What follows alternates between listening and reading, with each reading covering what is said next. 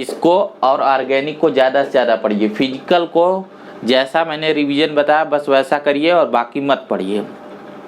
Physical के concept बहुत तसल्ली से सीखने वाले थे, लास्ट मोमेंट में उस पर टाइम देने से बढ़िया है ऑर्गेनिक इनऑर्गेनिक में आप ज़्यादा से ज़्यादा टाइम दो। एक महीने इन्हें ही पढ़ो, ज़्यादा से ज़्यादा पढ़ो, इनसे रिलेटेड क्वेश्चंस को देखो, तो आपका जो मार्क होगा जब आप कभी अपना टेस्ट देंगे, जब ऑर्गेनिक के क्वेश्चन सॉल्व करेंगे तो आप देखेंगे आपके क्वेश्चन सही करने की फ्रिक्वेंसी बढ़ जाएगी।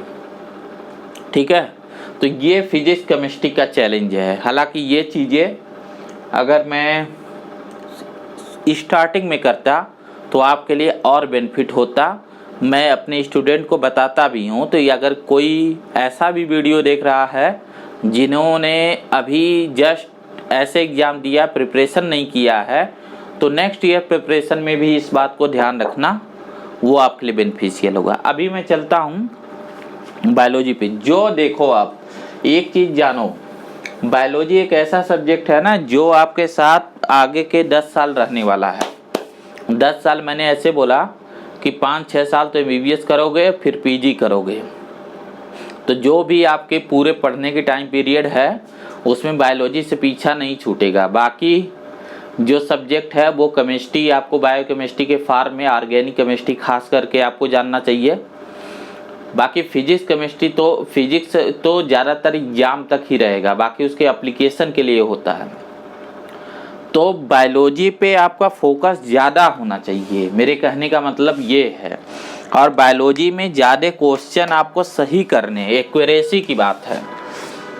अब देखो होता ये है कि 90 क्वेश्चन में जब आप ढंग से नहीं पढ़ते हो और 60 क्वेश्चन सही कर ले जाते हो, ठीक है, 60 क्वेश्चन सही कर ले जाते हो, तो 60 क्वेश्चन सही कर लोगे तो ये कितना हुआ, 240 मार्क।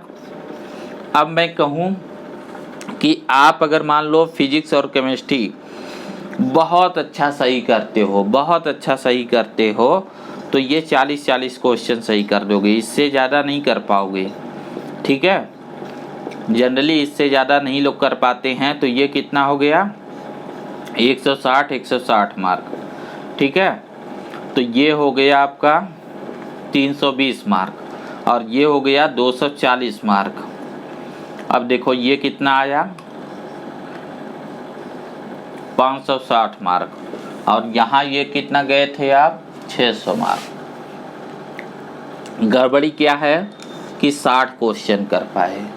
उसकी वजह क्या है कि देखो बायोलॉजी का, जैसे मैं आपको बताऊं तो बायोलॉजी में देखो क्या है आपके पास, अगर आप रिवीजन इस समय कर रहे हो तो इस चीज़ को ध्यान दो।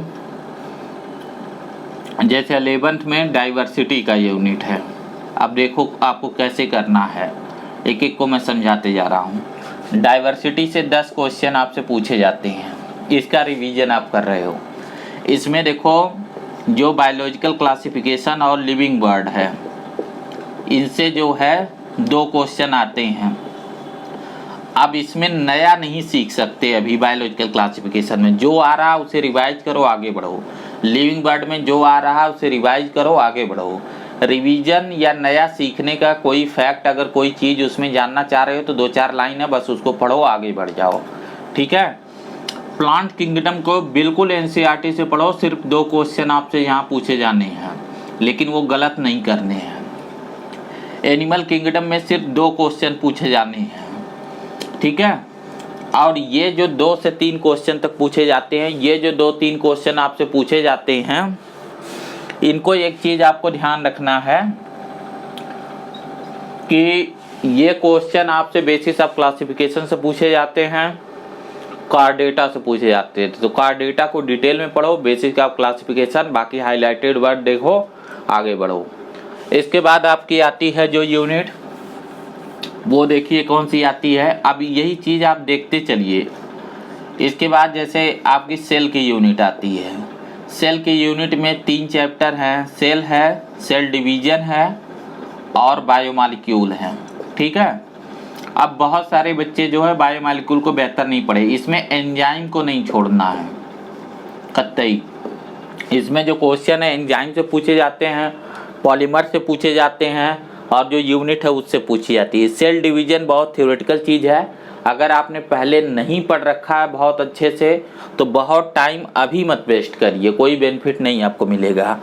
सेल के चैप्टर में भी अब बहुत थ्योरेटिकल पूछा जाता है तो 2-3 चीज़ें ही पूछी जाती हैं, ठीक है। तो इनके क्वेश्चन गलत नहीं होने चाहिए। ये क्वेश्चन किस बात पे डिपेंड करते हैं, ये इस बात पे डिपेंड करते हैं कि आपको वो पहले चीज़ें पता है कि नहीं। एक बात और, जैसे मान लीजिए कोई चैप्टर है जैसे सेल डिवीजन है, आपको मियोसिस माइटोसिस में जैसे एक चीज़ पूछा जाता है प्लॉइडी क्या चेंज हुई, कंटेंट क्या चेंज हुआ, है ना, इस टाइप का टेक्निकलिटी जो पूछी जाती है। और अभी आपको कन्फ्यूजन हो जाए, अगर आप किताब पढ़ रहे हैं नहीं क्लियर हो रहा है, आपके पास कोई टीचर है नहीं हो पा रहा है, टीचर से कांटेक्ट नहीं हो पा रहा जहां आप कोचिंग में थे, कोई बात नहीं, मैंने कुछ वीडियो अपलोड किए आप उसे देखिए, और नेट पे और भी वीडियो होंगे आप उन्हें देखिए। और शॉर्ट में अगर वो समझ में आता है 10-5 मिनट टाइम इन्वेस्ट करने से तो कर लीजिए, और नहीं आता है तो कोई बात नहीं छोड़ दीजिए। कोई ज़रूरी नहीं कि हर साल वही चीज़ पूछी जाए, ठीक है। वैसे भी कोविड को देखते हुए आपका पेपर पिछले साल आप देखिए बहुत इजी पेपर था पिछले 10 सालों में। मुझे उम्मीद है इस साल भी आपसे इजी ही क्वेश्चन पूछे जाएंगे, बहुत टफ नहीं पूछे जाएंगे। तो एकदम डिफ़िकल्ट चीज़ पढ़ने के चक्कर में अभी न पढ़िए। अभी आपका जो मेन मोटो होना चाहिए कि आप पूरे सब्जेक्ट को ना रिवाइज ज़रूर कर लें, और रिवाइज ऐसे ही करना जैसे मैंने समझाया। अगर एक एक लाइन पढ़ने लगोगे तो आप रिवाइज नहीं कर पाओगे और आप डिप्रेस हो जाओगे। एक एक लाइन पढ़ना बंद करो, एक एक पैराग्राफ पढ़ना शुरू करो, और उसमें जो हाईलाइटेड वर्ड हैं बस उनकी मीनिंग खोजो। अगर वो नहीं आते हैं तो आप जो है इसको जो है मुझे आप भेजना, मैं छोटी वीडियो में उसे आपको एक्सप्लेन कर दूँगा अगर कोई प्रॉब्लम होगी, ठीक है। नेक्स्ट आप देखो, इसके बाद एक चैप्टर आता है एनाटॉमी का, मार्फोलॉजी का। यहाँ बच्चे बहुत कंफ्यूज होते हैं। मार्फोलॉजी में, प्लांट मार्फोलॉजी में आप 50 टाइप की लीफ और 50 टाइप की स्टेम मत पढ़िए, जितना एनसीईआरटी में सिर्फ उसको फॉलो करिए।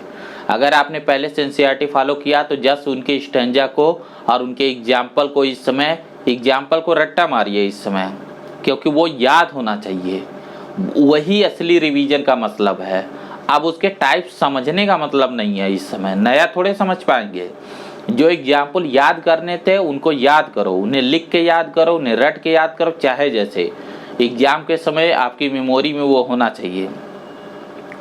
आगे चलो, तो प्लांट में क्या है, उसके डायग्राम को 1-2 बार बना लो। प्लांट एनाटॉमी में आपको मैक्सिमम चीज़ें उसमें आ जाएंगी। अब सेकेंडरी ग्रोथ को इस समय आप वैसे नहीं याद कर सकते। उसके बाद प्लांट फिजियोलॉजी ज़्यादातर समझने वाली चीज़ है। अगर आपने पहले समझा है तो जस्ट उसको देखते जाओ। उसमें जो मिनरल न्यूट्रिशन का चैप्टर है उस पर ध्यान दो, उसमें बहुत सारे फैक्ट है, तो उसको इस समय पढ़ो, 2-3 बार पढ़ो, और लास्ट मोमेंट तक उसे रिवाइज करने के लिए मार्क कर लो। अगर आपको पहले से उसके फैक्ट क्लियर है कोई बात नहीं, आगे बढ़ो।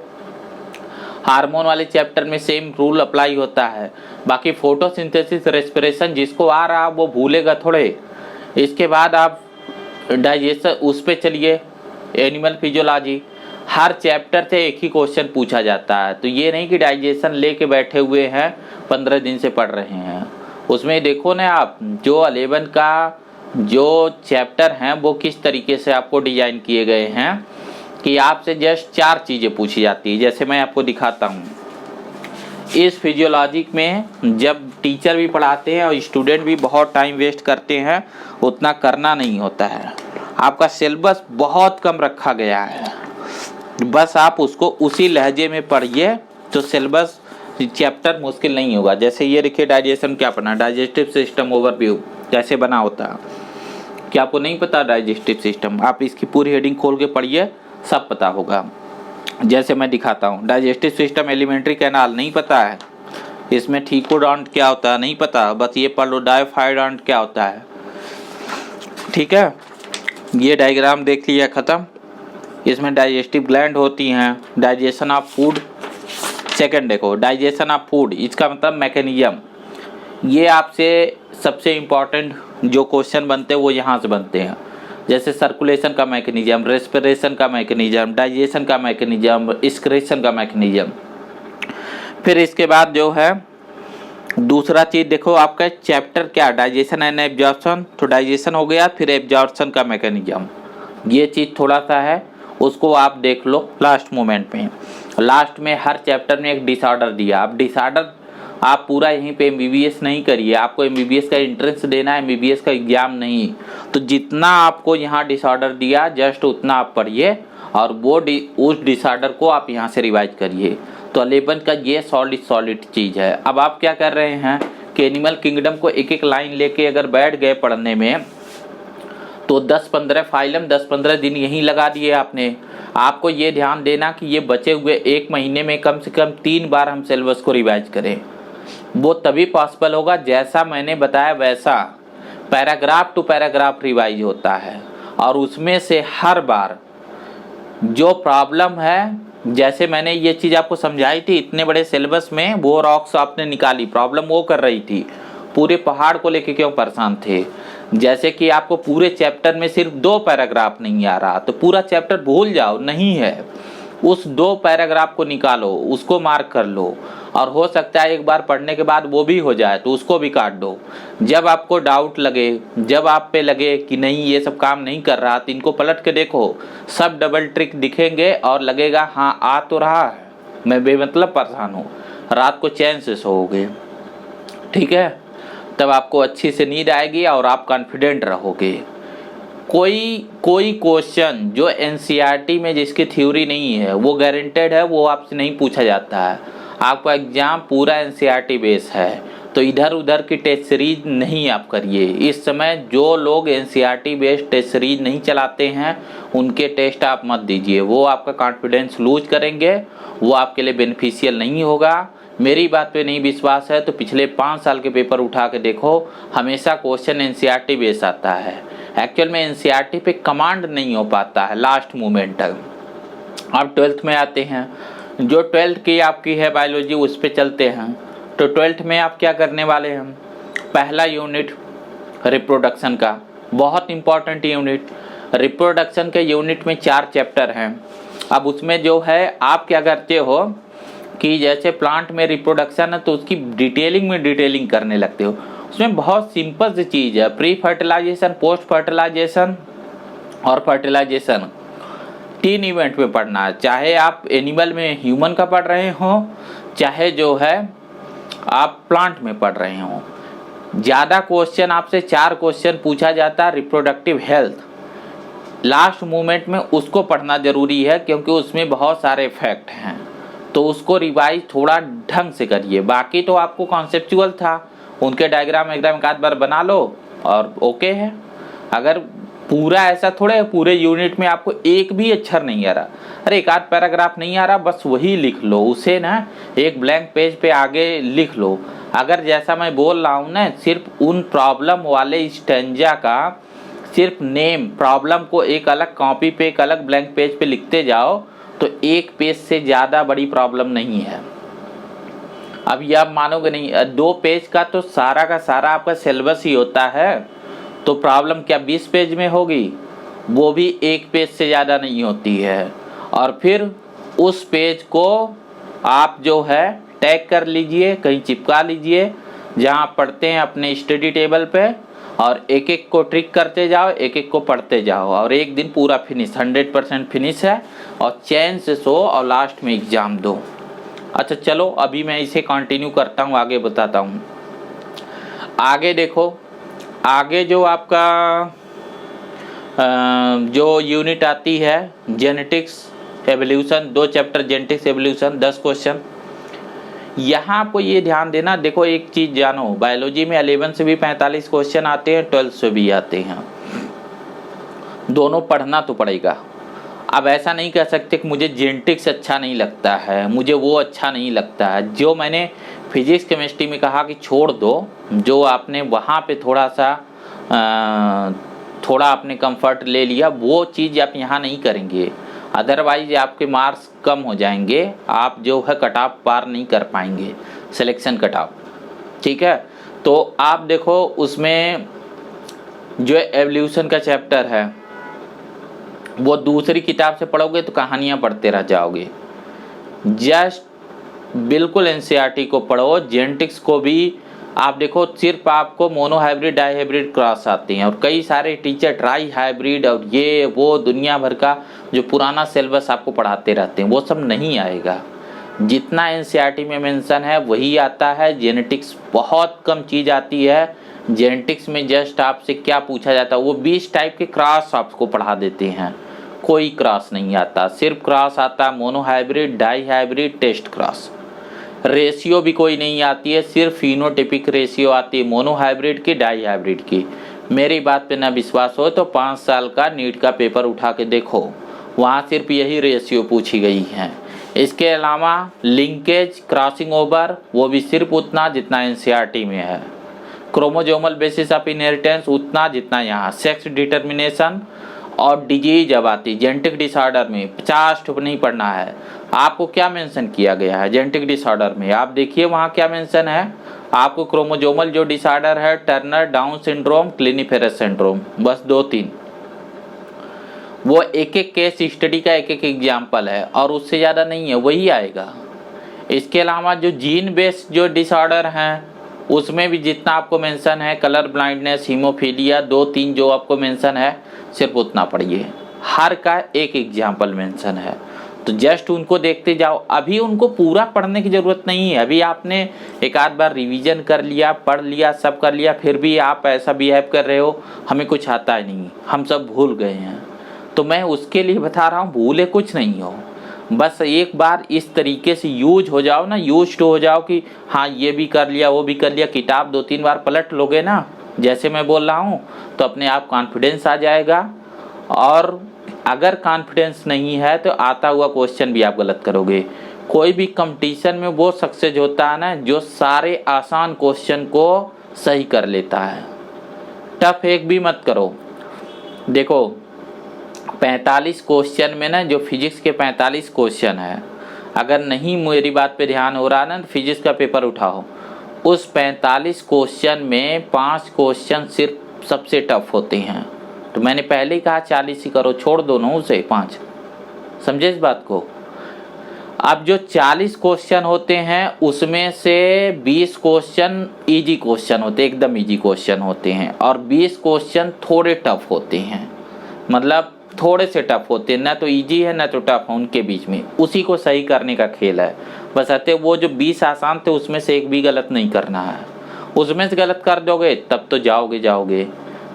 और ये ऐसा क्यों होता है कि एकदम इजी क्वेश्चन लोग गलत कर देते हो? आपका कॉन्फिडेंस नहीं होता ना, आपने ठीक से अपने दिमाग को, साइकोलॉजी को ठीक नहीं किया, आपको सही मेंटर सपोर्ट नहीं मिला, आपको सही गाइडेंस नहीं मिला जो आपका कॉन्फिडेंस बढ़ाए, जो आपको पॉजिटिव तरीके से लाए। पॉजिटिव चलाते हैं ना, पॉजिटिव यही चीज़ है, यही पॉजिटिविटी का खेल है कि आप पॉजिटिव रहिए कि 2 साल आपने मेहनत की है, 2 साल आपने जगे हैं, तो फिर आप सोइए आराम से, क्या दिक्कत है, आपको आ रहा है, ठीक है। अब जिसने पढ़ा ही नहीं 2 साल, तो ये वीडियो नहीं हेल्प करेगी, कोई वीडियो नहीं हेल्प करेगी, क्योंकि आप ऑलरेडी नहीं पढ़े हैं। लेकिन अगर आपने पढ़ रखा है तो अपने पे डाउट मत करिए, अपने पे बिलीव करिए कि हमने पढ़ रखा, वो भूलेगा नहीं। देखिए इसका एक साइंटिफिक रीजन है जो मैं बोल रहा हूँ। हमारा जो माइंड होता है ना, ब्रेन और माइंड 2 अलग चीज़ होती है। माइंड का मतलब ये है कि जो आपकी सोच है, ठीक है, जो आपका थिंकिंग है, जो आपका माइंड है, उसी में आपकी मेमोरी है। जो आप सीखते हैं वो आपके माइंड में जाता है, वो आपके माइंड में कहीं न कहीं है। तो ऐसा नहीं होता कि उसमें चीज़ें नहीं होती हैं, बस माइंड डिपेंड करता है मूड पे। अगर आपका मूड अच्छा है, अगर आप एक अच्छे मूड में हैं, तो आप उस दिन ने बिगड़ते हुए काम को बना देंगे। और अगर आप अंदर से डरे हुए हैं, अगर आपका माइंड का मूड अच्छा नहीं है, तो आप इजी चीज़ को गलत कर देंगे, ब्लेंडर मिस्टेक करके चले आएंगे, ठीक है। तो कैसे अपने माइंड को समझाया जाए? आपका माइंड कैसे उसका मूड खराब होता है? उसका मूड खराब होता है डर से। डर किस बात का है? डर फेल होने का। ठीक है, तो डरने की ज़रूरत तब नहीं है, डरना तब होता है ना, देखो डर अच्छी चीज़ है लेकिन सही समय पे हो। जैसे अगर आप जो है आज शुरू करते तैयारी और 2 साल बाद आपको पेपर देना, साल भर बाद आपको पेपर देना है, तो जो स्टार्टिंग में डरता है वो लास्ट में उसे डरने की ज़रूरत नहीं है, क्योंकि तब वो डेली जग के पढ़ा है। तो अगर आपने ये सब काम किए हैं ना, तो इस पर कॉन्फिडेंस रहिए कि हमने किया है। हमारे माइंड में एक पोर्शन होता है जिसे बोलते हैं सब कॉन्शियस, एक कॉन्शियस होता है, एक सब कॉन्शियस होता है। सब कॉन्शियस माइंड में आपकी चीज़ें होती हैं, बस उस सब कॉन्शियस माइंड से आपको निकालना होता है, और वो तभी निकलता है जब आपका मूड अच्छा होता है, जब आप में कॉन्फिडेंस होता है, जब आप में पॉजिटिव एटीट्यूड होता है। और ये सब चीज़ें तब आती हैं जब जो है आपको अपनी कैपेसिटी पे बिलीव होता है। इसीलिए हम बार बार रिवाइज करते हैं। जब हम बार बार रिवाइज करते हैं और चीज़ें हमें मिलती रहती हैं, तो हमें डर नहीं लगता है, गलत होने का डर नहीं लगता, हमें कॉन्फिडेंस होता है। तो हम जहाँ किसी काम को 10% कर सकते थे, वहाँ हम 30% 40% कर सकते हैं। ठीक है, तो जैसा मैं आपको बता रहा हूँ ऐसा करिए। मैं इस टाइप के जो वीडियो है अभी 1 महीने में, अब से मैं आपको हर वीकली जो है 1 हफ्ते में 10 दिन में आपको इस तरीके के मेंटर सपोर्ट वीडियो प्रोवाइड करूँगा। आपको लग रहा होगा कि ये इतनी लंबी वीडियो हम क्यों देखें, लेकिन मैं कहूँगा ये इस वीडियो को आप देखिए। इससे मतलब नहीं, इससे कोई लॉस नहीं होगा कि आपके 1 घंटे बर्बाद हो गए। मुझे भी पता है ये वीडियो ज़्यादा जा रहा है, लेकिन ये चीज़ वर्क करती है। इसका मैं रीज़न बताता हूँ। बहुत सारे मेरे बहुत अच्छे स्टूडेंट जिनको मैंने पढ़ाया 11th क्लास में, 1 क्लास में, मुझे लगता था वो एम्स के एग्ज़ाम निकालेंगे, वो बहुत बेहतर परफॉर्मेंस देंगे, लेकिन मैंने किसी वजह से जो है ना टीचिंग को ब्रेक कर लिया। 1 साल के लिए मैंने ब्रेक कर लिया, तो उनको मैं 12th नहीं पढ़ा सका। दूसरी साल ऐसा नहीं है कि उन्होंने पढ़ा नहीं, ये भी मुझे पता था, वो एक अच्छे स्टूडेंट है, लेकिन जब उन्होंने दूसरी साल पढ़ा नहीं तो वो सब परफॉर्म नहीं कर पाए। तो कहीं न कहीं जो मेंटर गाइडेंस होती है ना, वो बहुत इम्पॉर्टेंट होती है। तो ऐसा नहीं कि आप इतने लंबी वीडियो देख रहे हैं तो ये आपके टाइम का वेस्टेज है। आप बिलीव करिए, इस वीडियो को देखिए। जब आपका कॉन्फिडेंस लूज हो, जब आपको बेकार लगे, तो एक काम तो कतई मत करिए कि किसी अपने साथी को फ़ोन करिए और पूछिए तुम कैसा कर रहे हो। जाहिर सी बात है, जो हाल तुम्हारा वही हाल उसका है, दोनों एक ही बीमारी के मारे हुए हो। वो आपसे कोई बेहतर नहीं है, उसने एग्ज़ाम थोड़े क्वालिफाई कर लिया है। जब आपने नहीं किया तो हो सकता है आपसे भी बुरा हो, और आप बोलो यार मुझे तो अब लग रहा है अगले साल करना पड़ेगा।